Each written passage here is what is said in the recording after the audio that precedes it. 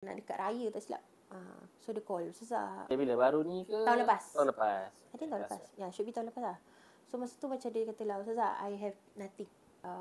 I think I need to go back to my old habits, which is I sell things. So I said, it's okay. I help you forever that whatever that I can. So saya buat fund, carikan fund sikit, tanya orang yang nak join sekali. And subhanallah, one of my student ada kereta tu, dia can you help me to drive around with her? So masa tu alhamdulillah dapat collect dalam $500. So masa Ramadan kita jumpa dekat Gilang, kita belikan dia baju for the whole family, baju. Alhamdulillah anak dia dapat baju dia sekali dan everything. Lepas tu terus pergi NTUC dekat Juchat tu. Cakap dengan dia, kau ambil je barang untuk hari raya, untuk makan untuk hari raya.